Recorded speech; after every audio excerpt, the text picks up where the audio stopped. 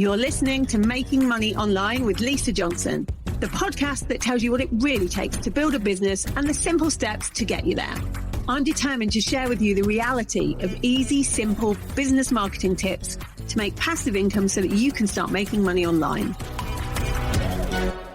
As entrepreneurs, you know how mastering high-ticket sales and premium client attraction can explode your online income and profits without multiplying your workload. My friend and client, Tanya King Mohammed, is the go-to high-ticket sales expert for you if you want to attract high-paying clients to multiply your income with integrity.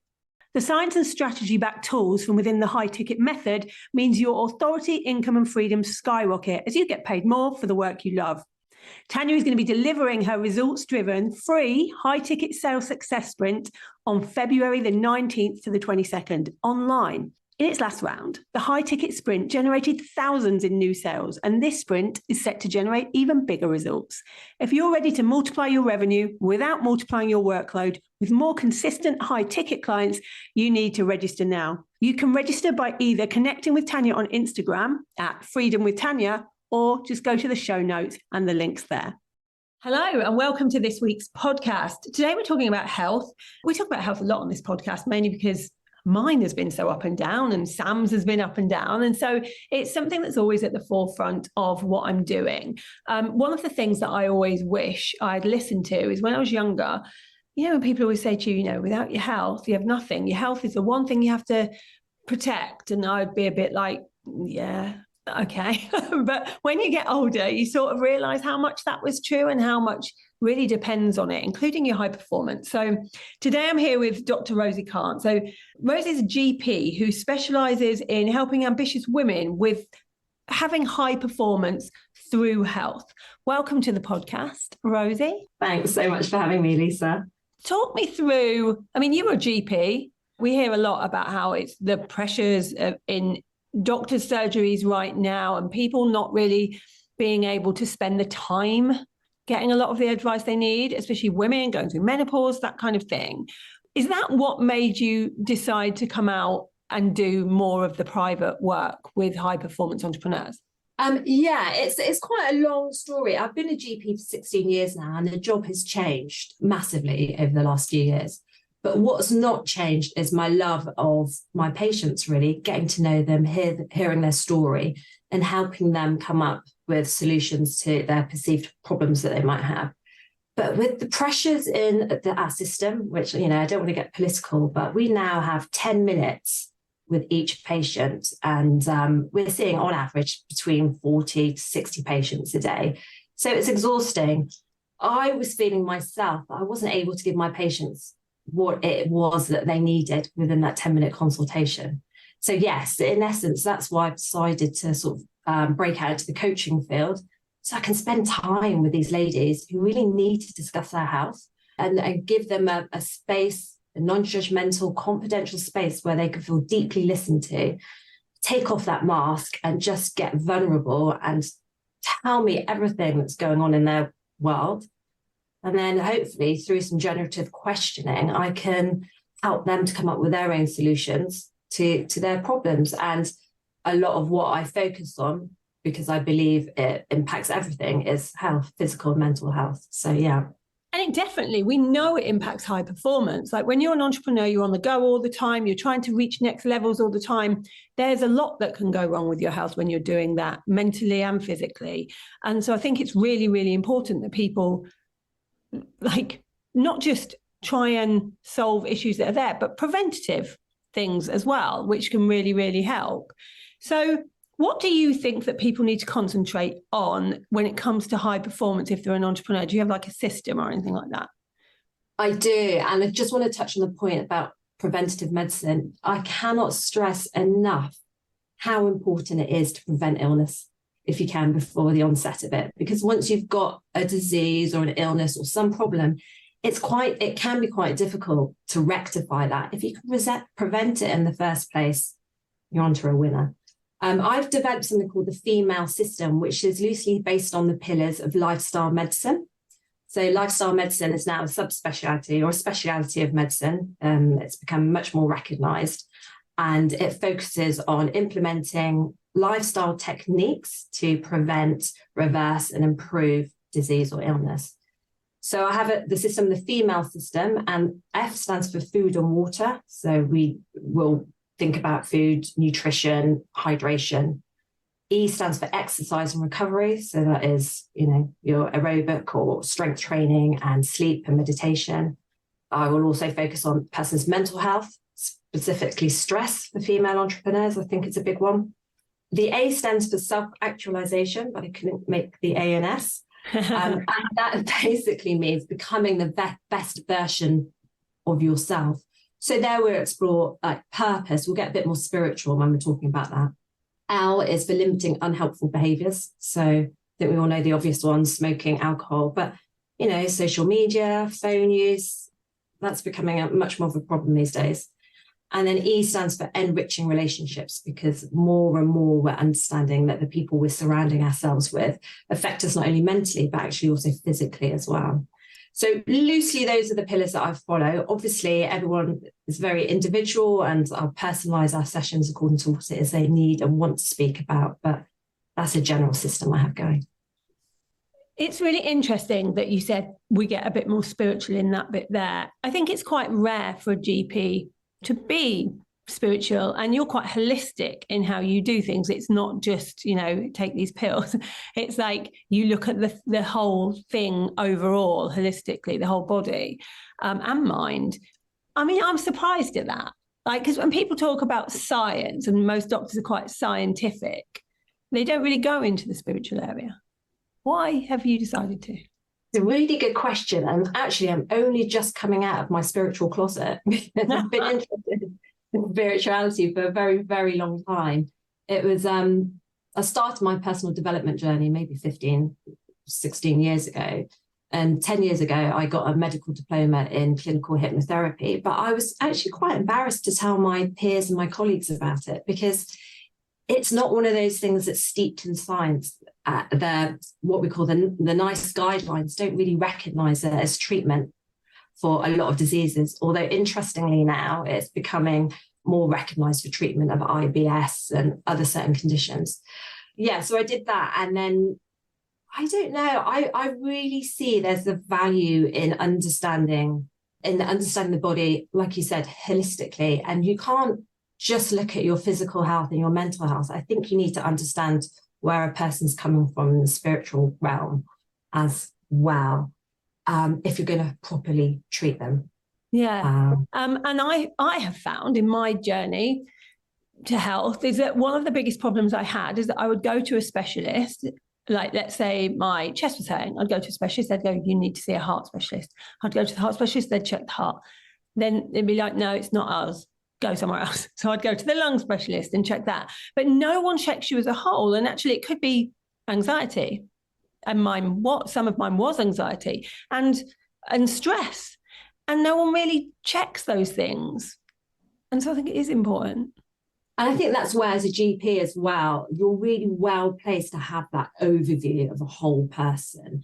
That is one of the privileges of the job. And when we used to go in and do a lot more home visits than we do now, even the privilege of going to someone's home and seeing them in their context of their life and their house, and it's like, all helps you put the pieces of the puzzle together to try and figure out what's wrong. And I think, with the coaching, although I won't be going to people's houses, it gives me a time to really hear their story, get to know them, get to know the people they're surrounded with. It's all really important part of looking after their health. Yeah, it makes so much sense. One of the things you were talking about was like alcohol and smoking and nutrition. When it comes to things like alcohol, what is your opinion as a GP? Should we be like, no alcohol ever? Say no. Oh my goodness. What am I going to say to that? Look, everyone is completely individual, right? So some people can actually drink alcohol and metabolize it quite well, not feel too bad on it, and still focus, and it doesn't impact them in a way it might do someone else who drinks one evening and then is laid up with the worst hangovers the next 2 days and doesn't metabolize it well. So it's hard for me to say, yes, everyone should abstain. No, living life, you have to do the things that you enjoy. So I'm going to have to say it depends on the person. Which I suppose everything does as well. Because when it comes down to nutrition and things like that, I've seen different nutritionists, and it always seems to depend on that person and how. Yeah. Things work.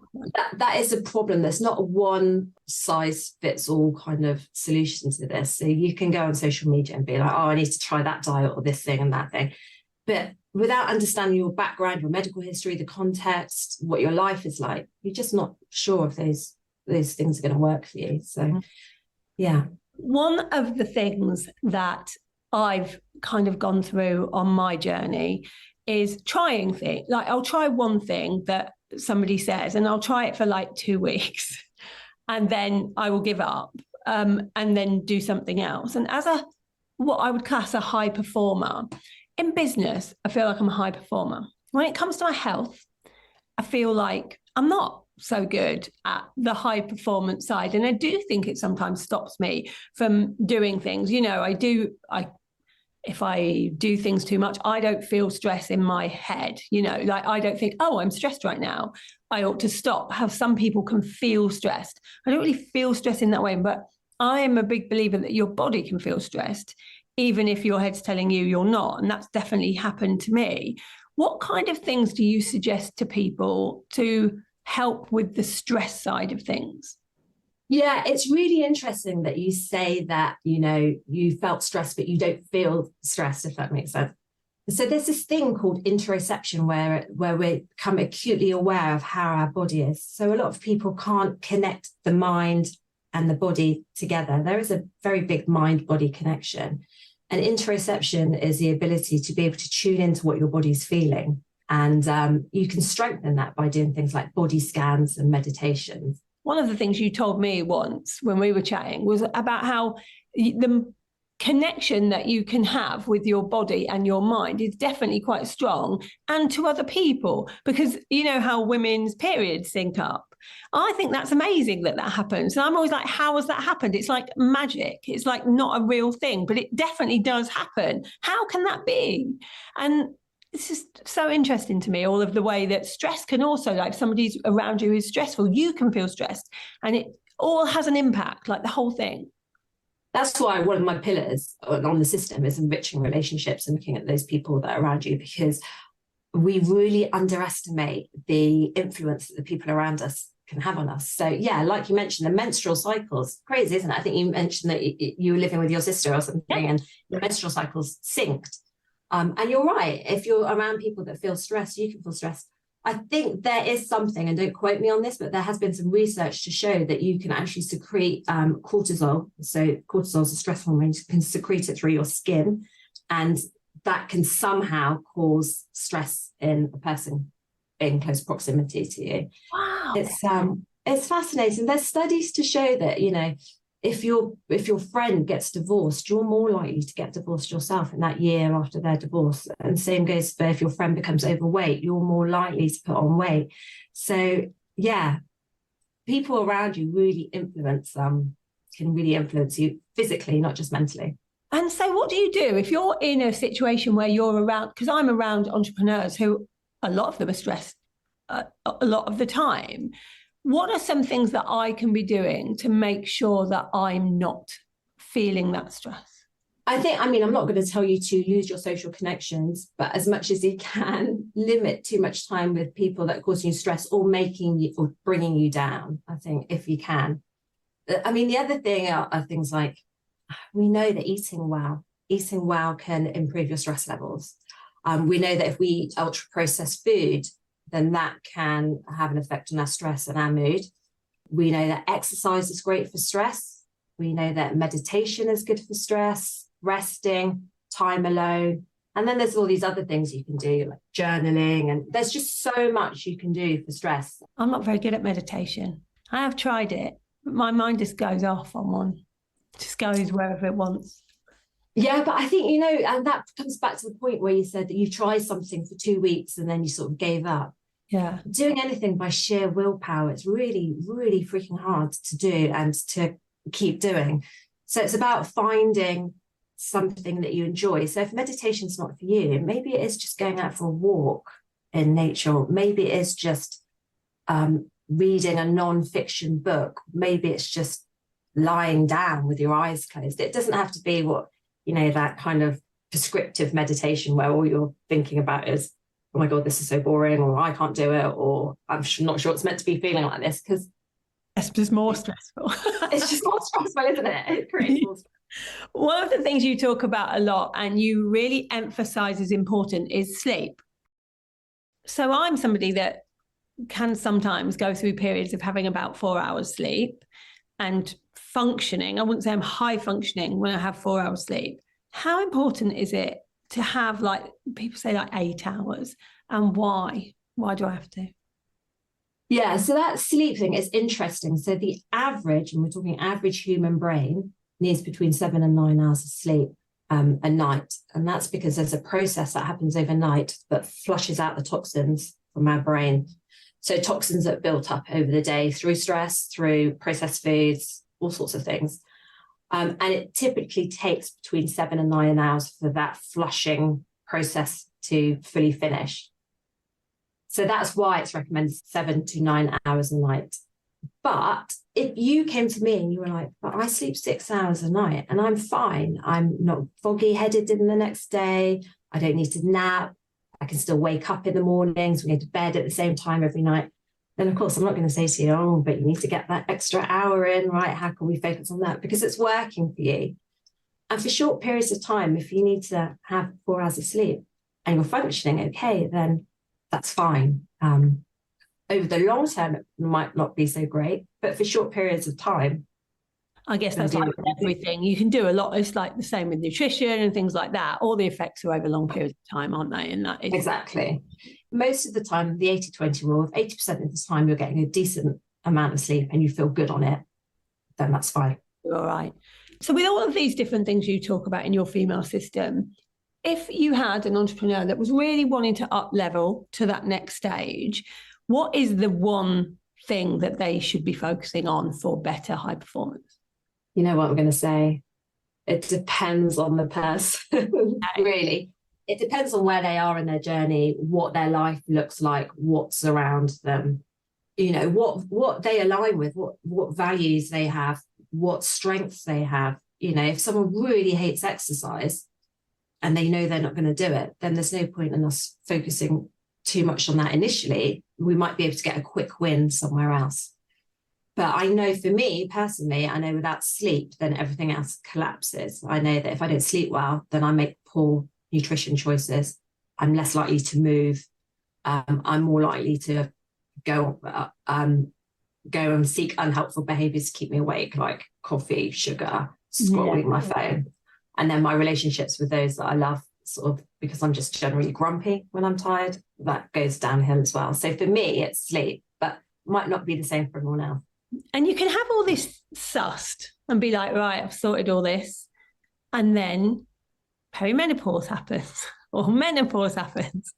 And that throws everything out of whack again. And then it's like, okay, why am I not feeling good anymore? And why am I not sleeping anymore? And everything changes. Is that like a massive thing that you see for high performance women? Yeah, huge. I mean, I feel like the perimenopause and menopause is such a, it just sucks, right? Because you think you've got your life sorted, you know yourself, you know your body, you know what works for you. And then all of a sudden, boom, you have to start again. And I think that's it. I think it's starting again and figuring out now what's going to work for you. And it does. It massively impacts, obviously, people in business, high-performing females. It feels like starting again, but it has to be done. Yeah, it does have to be done. And there are ways to manage things, lots of different ways. I've had lots of friends tell me, oh, I did this and it completely changed everything, where they were really suffering before. And whether that's HRT or whether it's different types of lifestyle management, it helped them. I think everyone sort of needs a GP just in their pocket all the time. I feel like I could ask you questions all day. One thing is, since I started really fit, because I'm not an A-star student in any of this by any means, I fall over every hurdle. I sometimes don't practice what I preach. But once I've started getting really serious about these lifestyle factors, I've been able to reduce my own HRT doses massively to a quarter of what I was on. So I would always, for anyone suffering from perimenopause, menopause, go to lifestyle first and then add in HRT if you need it. Yeah, it makes sense. Why wouldn't you try it? You may as well try it. This has been a really good chat. I'm probably going to get you on again just to ask you all a million other health questions. Yeah, I'm somebody with health anxiety, so I'm constantly needing reassurance on health. But thank you for being here. If people want to get in touch and work with you on their own high performance, they know they're at that next level. They know they're not making the most of what they should be doing with their health. Where is the best place for them to find you? They can either find me on social media, so I'm on Instagram at drrosiekhan.health, or drop me an email at rosie@drrosiekhan.com. Brilliant. Thanks for being here today. And thank you, everybody, for listening. If you're on your own health journey, I'd love to hear from you in that strategy group. It's really important that we share all the information that we find out when it comes to health. Some of the times when I've been at my most unhealthiest with autoimmune and that kind of thing, I found out what's been wrong with me through Facebook groups of other people that are going through the same thing. And so I think sharing of information is one of the best things we can do. So let's start doing it. But thanks for listening today. I'll be back next week with another episode of Making Money Online. Thank you for listening to Making Money Online with Lisa Johnson. If you'd like to get hold of my guide to launching, go to lisajohnson.com/launch and let's get you making money online.